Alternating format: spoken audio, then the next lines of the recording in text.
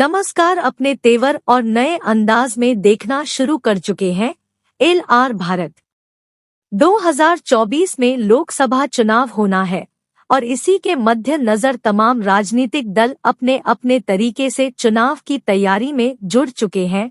आएगा तो मोदी ही, यह स्लोगन है भारतीय जनता पार्टी का और इसके साथ साथ कई और भी वादे और मुद्दे भारतीय जनता पार्टी के हैं, जिसके साथ वह चुनावी मैदान में अपने कुछ क्षेत्रीय राजनीतिक दलों के साथ उतरेगी। इन्हीं सब खास मुद्दों को लेकर भारतीय जनता पार्टी ने 2 दिवसीय राष्ट्रीय कार्यकारिणी की बैठक देश की राजधानी दिल्ली में की। इस मौके पर हजारों की संख्या में राष्ट्रीय कार्यकारिणी के सदस्यों ने बीजेपी के इस बैठक में भाग लिया। इस मौके पर देश के प्रधानमंत्री नरेंद्र मोदी, केंद्रीय गृह मंत्री और पार्टी के पूर्व राष्ट्रीय अध्यक्ष अमित शाह और उत्तर प्रदेश के मुख्यमंत्री योगी आदित्यनाथ से कांग्रेस पार्टी के साथ साथ परिवारवाद सहित कई मुद्दों पर कांग्रेस पार्टी पर भी जमकर बरसे और 2024 के लोकसभा के इलेक्शन में किस मुद्दे पर पार्टी चुनाव लड़ेगी। राष्ट्रीय कार्यकारिणी के सदस्यों को तीनों नेताओं ने एक संदेश भी दिया। क्या कुछ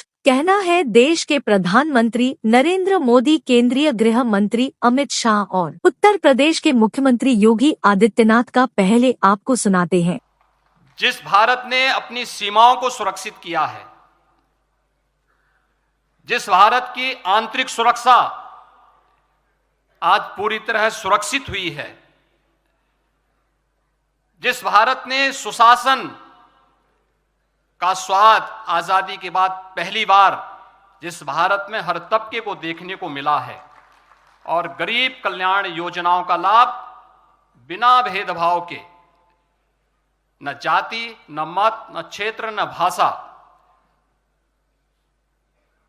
हर व्यक्ति को, वह गांव का हो, वह गरीब हो, किसान हो, नौजवान हो, महिलाएं हो, युवा हो, समाज के हर तबके को जिस रूप में पिछले 10 वर्षों में इन योजनाओं का लाभ मिला, अभूतपूर्व है, अभिनंदनीय है। और भारतीय जनता पार्टी के इस राष्ट्रीय महाधिवेशन के अवसर पर एक भारत श्रेष्ठ भारत का दर्शन कराने वाले आदरणीय प्रधानमंत्री जी का हम सब हृदय से अभिनंदन करते हैं, स्वागत करते हैं। एनडीए सरकार 400 पार के नारे लगा रहे हैं और एनडीए को 400 पार कराने के लिए भाजपा को 370 का माइलस्टोन पार करना ही होगा। साथियों, कई बार लोग मुझसे कहते हैं, मुझे कहते रहते कि अरे मोदी जी, आपने इतना तो सब कुछ क्या कर लिया, जो बड़े बड़े संकल्प आपने लिए वो तो पूरे कर लिए, अब क्यों इतनी भागदौड़ करनी। साथियों, पूरा देश मानता है 10 साल का बेदाग कार्यकाल और 25 करोड़ लोगों को गरीबी से बाहर निकालना ये सामान्य उपलब्धि नहीं है। पूरा देश मानता है हमने देश को महाघोटालों और आतंकी हमलों के खौफ से मुक्ति दिलाई है। पूरा देश मानता है हमने गरीब और मिडिल क्लास का जीवन बेहतर करने का प्रयास किया है। इंडिया अलायंस बड़ा चैलेंज, बड़ा चैलेंज, बड़ा चैलेंज, बड़ा चैलेंज।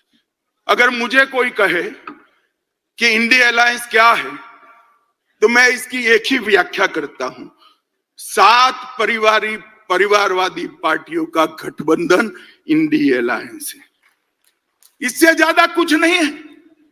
जो अपनी पार्टी के अंदर डेमोक्रेसी नहीं स्थापित कर सकते, वो देश की डेमोक्रेसी की रक्षा नहीं कर सकते। ये देश की जनता को, आपकी पार्टी लोकतांत्रिक पार्टी नहीं है, आपकी पार्टियां लोकतांत्रिक पार्टियां नहीं है, आप देश के लोकतंत्र का रक्षा नहीं कर सकते। एक और मोदी जी के नेतृत्व में डेवलपमेंटल अलायंस है और दूसरी ओर राहुल जी के नेतृत्व में डायनेस्टिक अलायंस है। डेमोक्रेटिक अलायंस, डेवलपमेंटल अलायंस और डायनेस्टिक अलायंस के बीच में देश की जनता को पसंद करना है। मुझे विश्वास है कि एक और मोदी जी देश के और गरीबों के विकास के लिए काम करें और दूसरी ओर अपने परिवार की चिंता करने वाली पार्टियां है।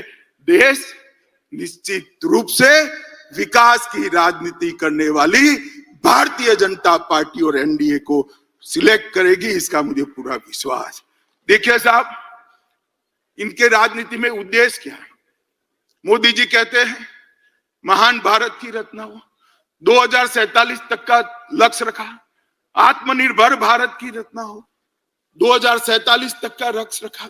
सोनिया जी का लक्ष्य राहुल जी को पीएम बनाना, पवार साहब का लक्ष्य बेटी को सीएम बनाना, ममता दीदी का लक्ष्य भतीजे को सीएम बनाना, स्टालिन का लक्ष्य अपने बेटे को सीएम बनाना, लालू प्रसाद जी का लक्ष्य अपने बेटे को सीएम बनाना, उद्धव ठाकरे का लक्ष्य अपने बेटे को सीएम बनाना और मुलायम सिंह जी बेटे को बनाकर ही गए।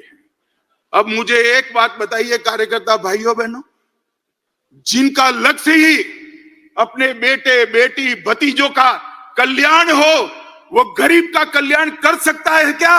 कभी नहीं कर सकता। जिनका लक्ष्य ही अपने परिवार के लिए सत्ता हथियाना हो, वो देश का कल्याण कर सकता है क्या?